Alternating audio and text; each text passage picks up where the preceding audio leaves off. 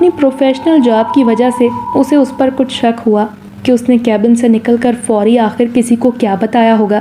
اب ظاہر ہے اتنے فاصلے سے وہ اس کی کوئی بات تو نہیں سن پایا، لیکن اسے ویٹر کا انداز ہی کھٹکنے لگا تھا، اسی لیے وہ کھانے کے دوران بار بار اسی کیبن کی طرف دیکھ رہا تھا۔ کھانا کھانے کے بعد چائے وغیرہ سے لطف اندوز ہونے کے بعد مزید 1 گھنٹے تک وہ وہیں بیٹھے خوش گپیوں میں مصروف رہے، لیکن اس کے باوجود نہ تو دوبارہ اس نے ویٹر کو کیبن میں گھستے دیکھا اور نہ ہی کیبن میں داخل ہونے والے جوڑے کو باہر نکلتے دیکھا۔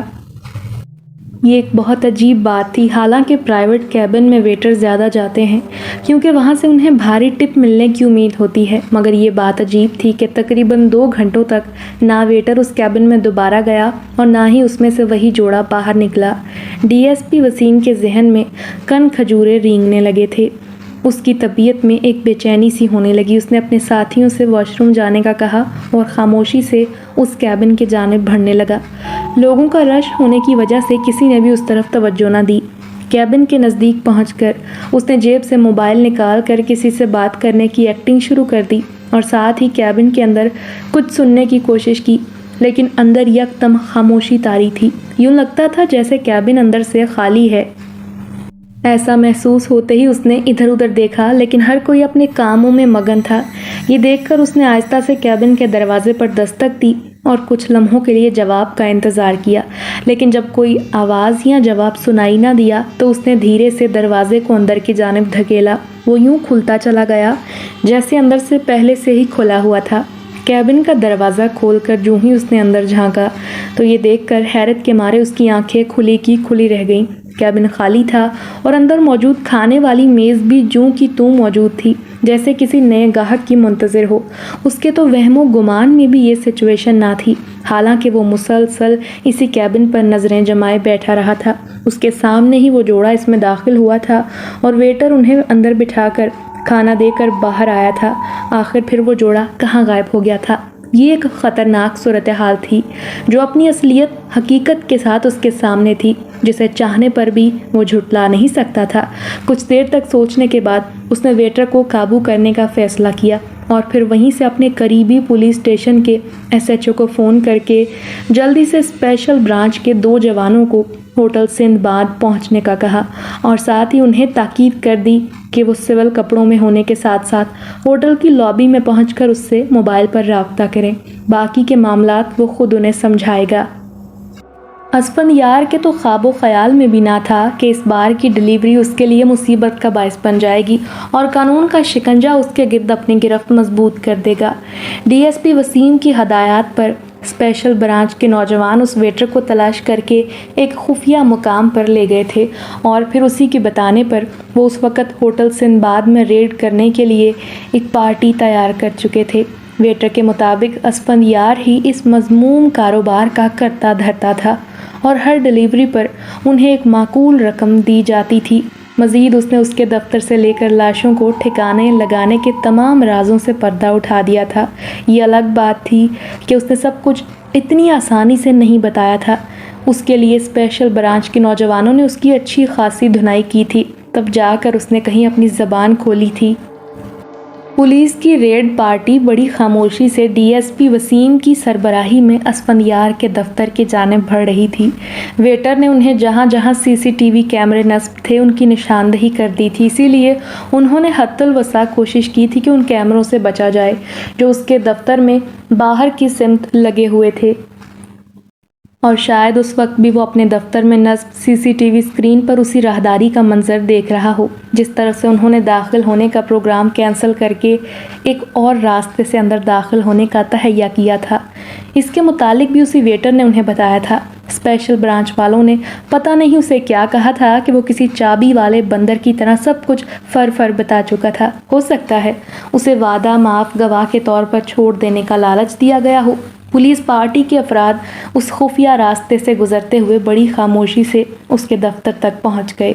اس خفیہ راستے سے صرف اس کے رازداں ہی اس کے دفتر پہنچ پاتے تھے، وہ بھی اگر کوئی ایمرجنسی ہو تو، ورنہ عام حالات میں سبھی لوگ اسی راہداری کو استعمال کرتے۔ خفیہ راستے کا خفیہ بٹن بھی انہیں ویٹر بتا چکا تھا۔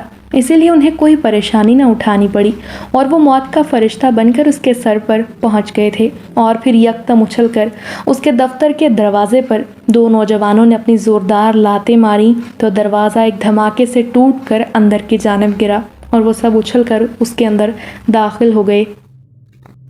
अस्फंयार फ़ोन पर किसी से बात करने में मसरूफ़ था कि अचानक उसके दफ्तर का दरवाज़ा एक धमाके से टूटकर अंदर के जानिब गिरा और उसके साथ ही पुलिस के 6 अफराद हाथ में बंदूकें उठाए अंदर दाखिल हुए। उनके साथ ही डीएसपी वसीम भी था और उसके हाथ में एक रिवॉल्वर था जिसका रुख ज़ाहिर है अस्फंयार की तरफ था। इस अचानक अवताद पर अस्फंयार उछलकर कुर्सी से नीचे गिरते गिरते बचा और रिसीवर उसके हाथ से छूटकर तार के साथ लटकने लगा। वो हैरत से मुंह खोले अपने साथ उन पुलिस के जवानों को देख रहा था जो अचानक उसके दफ्तर में घुस आए थे। उसके तो वहमो गुमान में भी नहीं था कि कोई यूं मुंह उठाए उसके प्राइवेट और खुफिया दफ्तर में आ जाएगा। हैंड्स अप डियर अस्फंयार, तुम्हारा खेल ख़त्म हो चुका है, इसीलिए अब खामोशी से हमारे साथ ताउन करते हुए तुम खुद को कानून के हवाले कर दो, वरना तुम्हें मारते हुए होटल के मेन गेट से बाहर ले जाएंगे। डीएसपी वसीम ने उसे देखते ही हाथ में पकड़े रिवॉल्वर को उसके जानिब लहराते हुए कहा। उसका लहजा बता रहा था कि उसे अस्फंयार पर बेहद गुस्सा है, क्योंकि वेटर ने उसे उसके घिनौने और घटिया काम के मुतालिक तफसील से बता दिया था और वो इंसानियत की तजलील करने वाले उस शख्स को इबरतनाक सज़ा दिलवाने का तहैया कर चुका था। उसकी गर्जदार आवाज़ सुनकर अस्फंयार को तो जैसे सांप सूंघ गया था।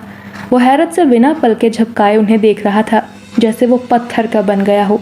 उसकी सोचने, समझने और सुनने की तमाम सलाहियतें जैसे खो गई थीं।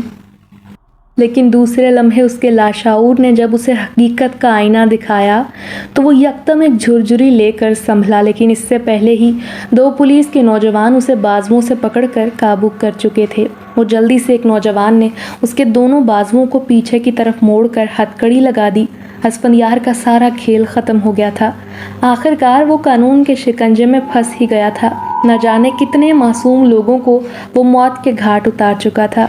इंसान लालच और हवस में इस कदर अंधा हो जाता है कि ख़ुद को शैतान से भी ऊंचे दर्जे पर ले जाता है। एक इंसान का कत्ल पूरी इंसानियत का कत्ल समझा जाता है और सच कहते हैं कि जुल्म जब हद से बढ़ता है तो मिट जाता है।